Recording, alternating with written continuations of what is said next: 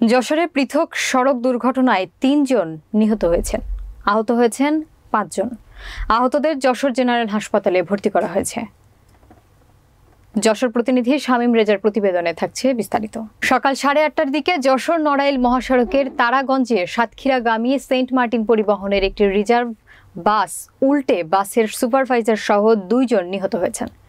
আহত হন ৫ জন। খবর পেয়ে যশোর ফায়ার সার্ভিসের কর্মীরা আহতদের উদ্ধার করে যশোর জেনারেল হাসপাতালে ভর্তি করেন।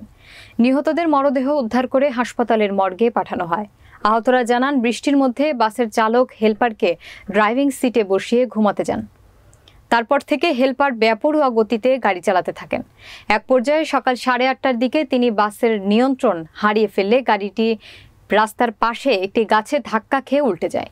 নিহতরা হলেন বাসের যাত্রী সাতক্ষীরা কালীগঞ্জ উপজেলার নীলকণ্ঠপুর গ্রামের হাসান আলীর ছেলে হাশেম আলী এবং বাসের সুপারভাইজার ঢাকার জুরাইন শ্যামপুর এলাকার নাসির উদ্দিনের ছেলে তৌফিকুর রহমান।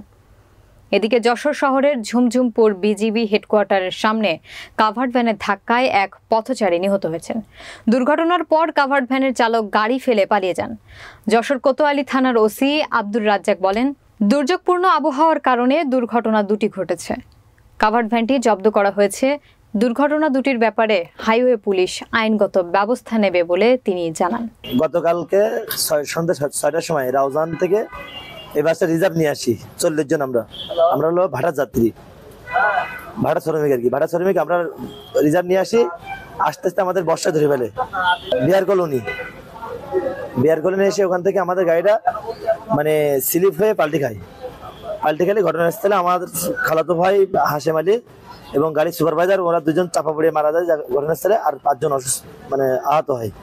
ওদেরকে আমরা এখন এই ২৫০ হাসপাতালে ভর্তি করছি আর কি। আমরা ৬টার সময় আপনার ড্রাইভার গাড়ি ধরেছে, ধরার পরে ড্রাইভার চালিয়ে পদ্মা সেতু ছেড়িয়ে আপনার ভাঙা যে বড় যে রোডগুলো ওখান থেকে গোপালগঞ্জের ভিতরে এসে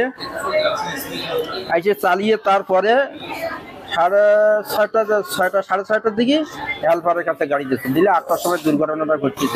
গাড়ি এত দ্রুত চালাচ্ছে যে বর্ষা হচ্ছে, ঝড় হচ্ছে, গাড়ি পাল্টি খেয়েছে। এই গাছের গায়ে এক পাল্টি খেয়ে বেঁচেছিল থাকলে ওই অবস্থায় আমরা আছি। কেউ কারো গাড়বড় পড়েছে, কেউ কাটি কুটি গেছে, ২ জন মারা গেছে। এই অবস্থায় একজন সুপারভাইজার মারা গেছে, আর একজন আমাদের কালীগঞ্জের লোক মারা গেছে।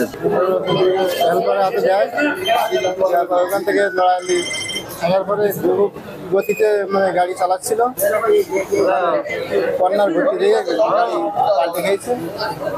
পাল্টে খেয়ে অ্যাক্সিডেন্টটা আমরা কয়েকজন আহত হয়েছে, ২ জন মারা গেছে।